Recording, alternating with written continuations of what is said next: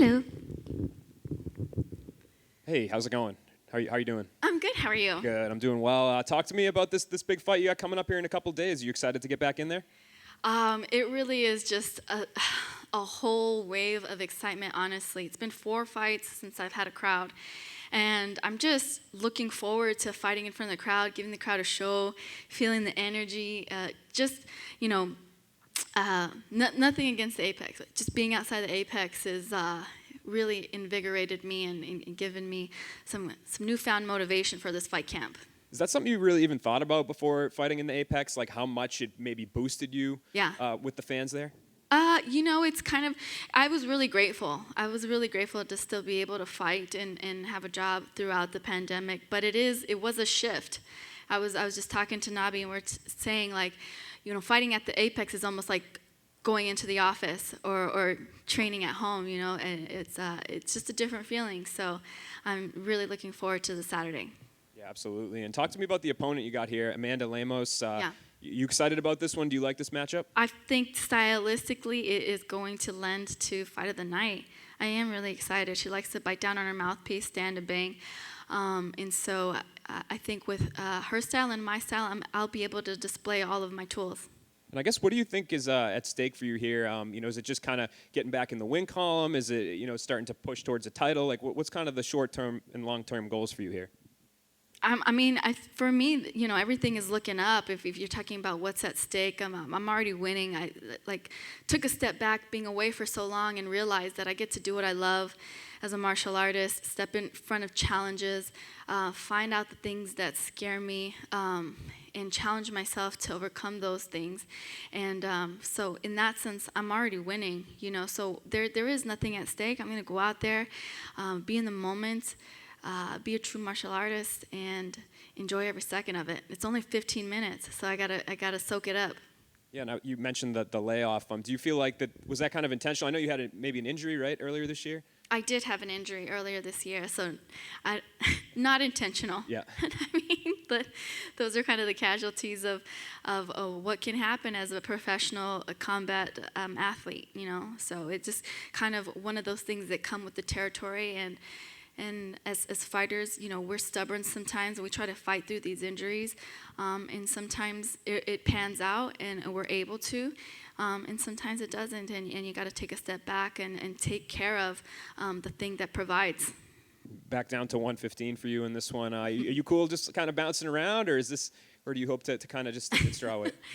I'm at strawweight. The only reason why I took that fight at 125 was because they needed a last-minute main event, and I was there, and I wasn't going to let that opportunity slip between my fingers, and I thought it was a great matchup, and I really enjoyed myself out there. Thank you.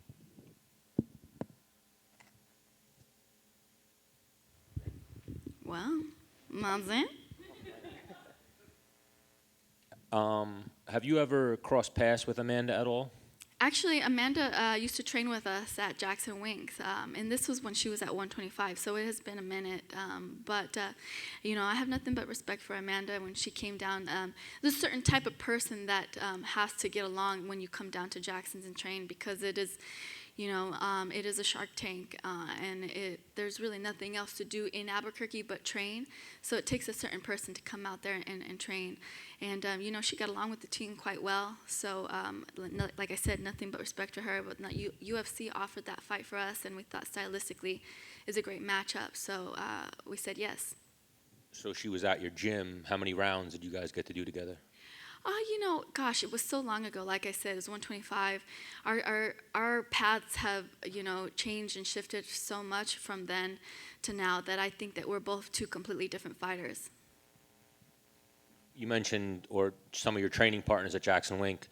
I had to just announce it. I'm not hitting on her, because that's just how people always take it. But I love one of your training partners, Lydia Warren. Yes. So I'm almost, instead of sliding in her DMs, I'm just gonna. You're gonna slide into her friends. I'm gonna ask one of her friends. Yeah, I would love to get Lydia Warren on my podcast. But you train with her, and then I've noticed with Jackson Wink, you guys have like a good core group Yeah. of like females. Absolutely. Who's the next one coming out of Jackson Wink? I really do. I have seen Lydia turn the corner this past year, and it's, it really has warmed my heart because, I've been in her shoes. I know what it's like to be a young, struggling fighter trying to get my name out there. And, even before she had turned pro, when she was an amateur, she never once batted an eye to give me rounds when I was getting ready for my fights. She comes in and she grinds and she puts in the work, and it's just now starting to, she's just now starting to see the fruits of her labor, and I'm really looking forward to what her career has to offer in these next couple of years. So I asked Misha this question earlier. A lot of men will always say once they had kids and fighting with kids, it like changes their perspective on fighting a little bit. Did you experience that in your life once you had kids? Did it change like how you looked at fighting? Oh, absolutely, 100%. And I mean, not only did it change the way I looked at fighting, it changed my life, but for the better, because fighting is dangerous, and if it was something that I was gonna do as a career, then I had to make it something worthwhile. And I was raised with the attitude. My dad used to always say, don't talk the talk, walk the walk. Your actions speak louder than words. And I just think that what I'm doing here with my UFC career and reaching for greatness and allowing my daughter to be a part of that journey and having her see not just the good, but the bad and the ugly, I think it's priceless, really, because I think our children need to see us reach for greatness. I think our children, instead of us telling them you can do whatever you want to do in life, I think they need to see us strive for that greatness so that they can go after what they want in their lives. Thank you. Michelle, you used to fight at Atomweight. Yeah. Obviously, that is not a part of the UFC, but there's people talk about here and there. Maybe could the UFC add it one day? What would you like? Do you like to see it started someday? Absolutely, 100%. This is kind of a theme, like throughout like the interviews this week. Everybody's been asking me, you guys, if you build it, they will come. Like the girls are out there, and they want a platform to show the world, what they do. And there are tons of little feisty girls out there, including myself, that would love to get out there and scrap. And so introduce the weight. And if it's worth my while, like I keep telling people, if you make me like one of the coaches for a tough show and then let me fight for the belt afterwards, I might consider going down. But my husband does enjoy me a little thicker, so we'll see. Do you keep your eye on that division at all still? Like, do you watch it? The 105 division? Yeah, 105. It's entertaining, man. It really is. And I think that a lot of the girls at 105 contemplate coming up to 115 just so that they could take advantage of the platform that the UFC offers. And so you have to keep your eye. I keep my eye on the 105 division. I keep my eye on the 25 division because, those girls can come up or go down. And, you always have to keep your eyes open for the prospects. Thank you. Last one from me. I asked Yair before how he felt about Donald Cerrone retiring, and obviously he's one of your old teammates, someone that you were in the gym with a lot. Did you ever take things away from Donald? Did you get a lot of work with him, and what do you think about him retiring? Yeah, I'm happy for him because it seems like he's content with his decision. And Donald's actually the one that got me into fighting. Actually, it's my big brother got me into martial arts.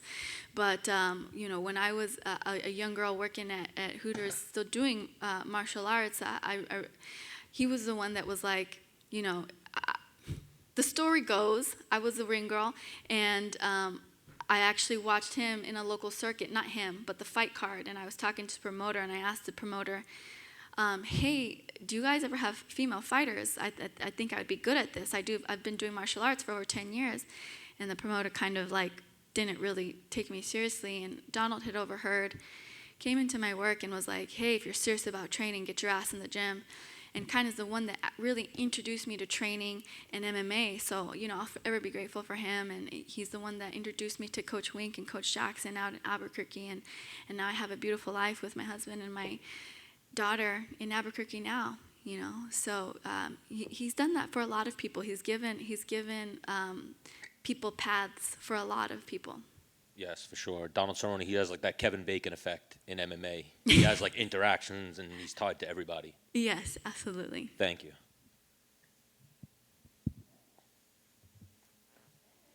Thanks, guys.